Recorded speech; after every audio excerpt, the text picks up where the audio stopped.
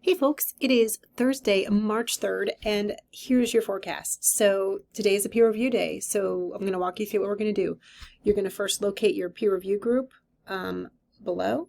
If you cannot access your peer review group, I already added you to the groups, but if you can't, message me and I'll figure something out. Just message me or text me. The next thing you want to do is check in with your peers. So head on over to your assigned peer review group channel and just create like a 3 to 4 sentence post that's like, hey, these are some questions that I have about whether I did assignment 2 right, things that I need help with. Ideally, I recommend that you include in your post a link to the assignment 2 draft you uploaded to our peer review folder. I'm linking to the folder so you can do that. I think it's just a nice gesture so your peers don't have to hunt for your draft in the folder, but that's up to you. But again, you're going to communicate what you could most get out of the feedback that you want from your peers. Here again are your peer review groups. Then you're going to want to make sure that you can access your peers' drafts. So again, ideally everyone would have included a link to their paper in the post itself, like a link to the paper that they uploaded, right, to the folder. So make sure that you can access that. If you can't, first message them in Slack and be like, hey, I can't access your paper, right? Sometimes people put a link and for some reason, like they haven't adjusted the sharing permissions. So tell them if they need to do that as well.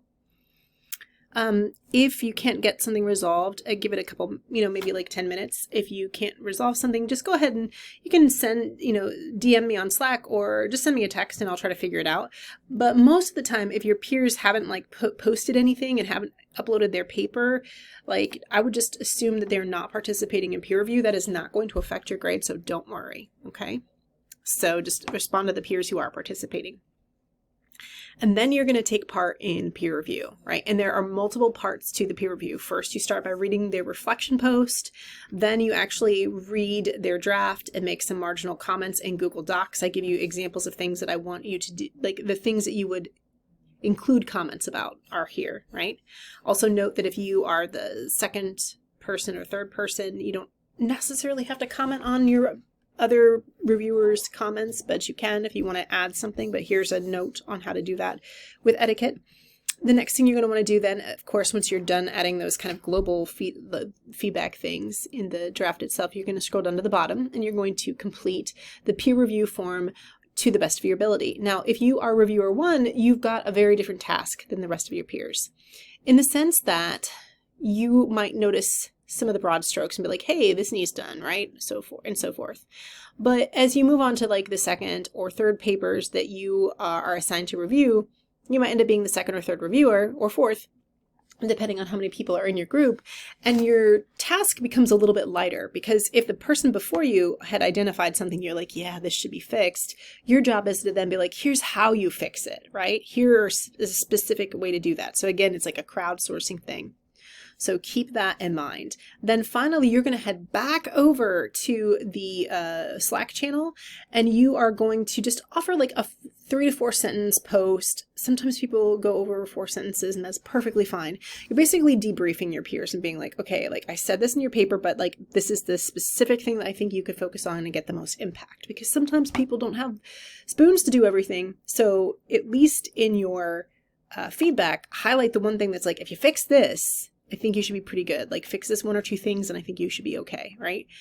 So that's the point of that. And to also create like a space for you to like ask each other questions, right? Because if you're working on this for homework, revising it, and you want to like have a group of peers that you want to like ask them questions, now you've got your party people that you can talk to about your work, right? So that's what we're doing in class, all right? For homework, you are going to read your peers' feedback on your paper, and then you are going to revise your paper based on their feedback. And then once you've completed those revisions, you're going to submit it to this like Google Doc folder right here. All right. Make sure to adjust the permissions and figure out how to do that. Make sure to include this label on your paper as well. Like that helps me track to make sure that you have submitted your stuff. Right. So just make it easier for me, please.